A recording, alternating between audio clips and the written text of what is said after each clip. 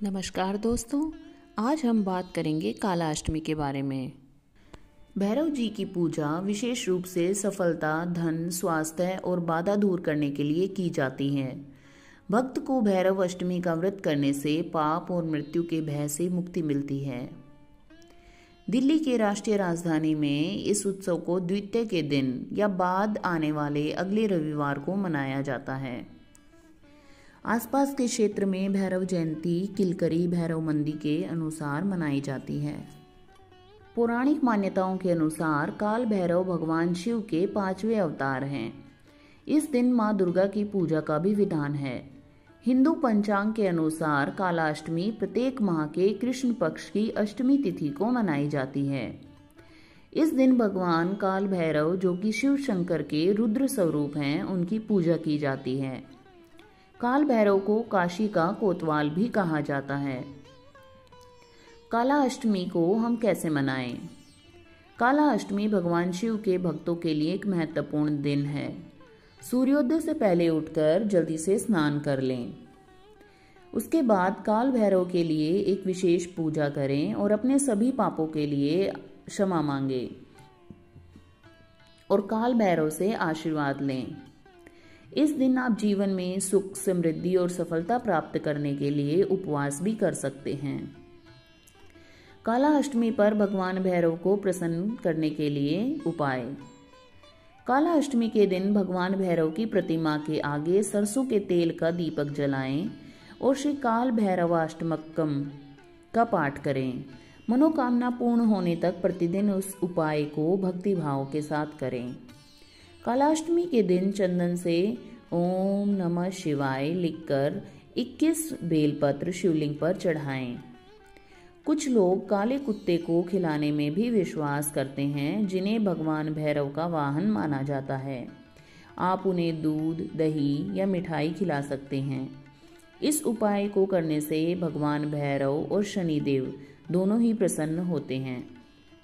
ब्राह्मणों को अन्न, वस्त्र और धन का दान भी आप कर सकते हैं। कालाष्टमी के दिन से लेकर 40 दिनों तक लगातार काल भैरव का दर्शन करें। इस उपाय को करने से भगवान भैरव प्रसन्न होंगे और आपकी सभी मनोकामनाएं पूरी करेंगे। अब की बार यह 5 दिसंबर 2023 को मनाई जाएगी। कालाष्टमी प्रत्येक माह के कृष्ण पक्ष की अष्टमी तिथि को आने वाला एक हिंदू त्योहार है, जो कि भगवान शिव के ही एक रौद्र रूप भगवान भैरव को समर्पित है। प्रत्येक माह में आने के कारण यह त्योहार एक वर्ष में कुल 12 बार तथा अधिक मास की स्थिति में 13 बार मनाया जाता है। काल भैरव को पूजे जाने के कारण इसे काल भैरव अष्टमी अथवा भैरव अष्टमी भी कहा जाता है। मार्गशीर्ष के कृष्ण पक्ष को आने वाली मास में पड़ने वाले कालाष्टमी सबसे अधिक प्रसिद्ध हैं, जिसे काल भैरव जयंती के नाम से जाना जाता है। कालाष्टमी के रविवार अथवा मंगलवार के दिन पड़ने पर इसका महत्व और भी अधिक बढ़ जाता है, क्योंकि सप्ताह के ये दिन भी भगवान भैरव को समर्पित माने जाते हैं।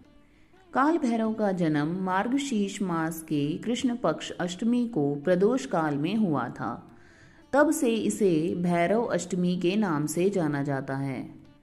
इसीलिए काल भैरव की पूजा माध्याह्न व्यापिनी अष्टमी पर करनी चाहिए।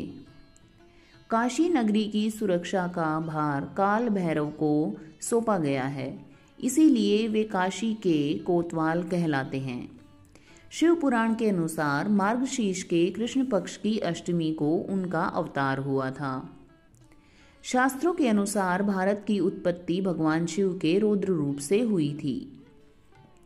बाद में शिव के 2 रूप उत्पन्न हुए थे। प्रथम को बटुक भैरव और दूसरे को काल भैरव कहते हैं। ऐसी भी मान्यता है कि बटुक भैरव भगवान का बाल रूप है और इन्हें आनंद भैरव भी कहते हैं, जबकि काल भैरव की उत्पत्ति एक श्राप के चलते हुई, अतः उनको शंकर का रुद्र अवतार माना जाता है।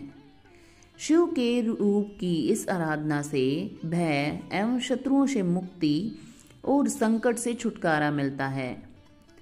काल भैरव भगवान शिव का अत्यंत भयानक और विकराल प्रचंड स्वरूप है। शिव का अंश भैरव को दुष्टों को दंड देने वाला माना जाता है, इसीलिए इनका एक नाम दंडपाणी भी है। मान्यता है कि शिव के रक्त से भैरव की उत्पत्ति हुई थी, इसीलिए उनको काल भैरव कहा जाता है। एक बार अंधकासुर ने भगवान शिव पर हमला किया था। तब महादेव ने उनके संहार के लिए अपने रक्त से भैरव की उत्पत्ति की थी। शिव और शक्ति दोनों की उपासना में पहले भैरव की आराधना करने के लिए कहा जाता है। कालिका पुराण में भैरव को महादेव का गण बताया गया है और नारद पुराण में काल भैरव और माँ दुर्गा दोनों की पूजा इस दिन करने के लिए बताया गया है। अगर आपको यह जानकारी अच्छी लगी तो मेरे चैनल को सब्सक्राइब अवश्य कर लीजिए। धन्यवाद।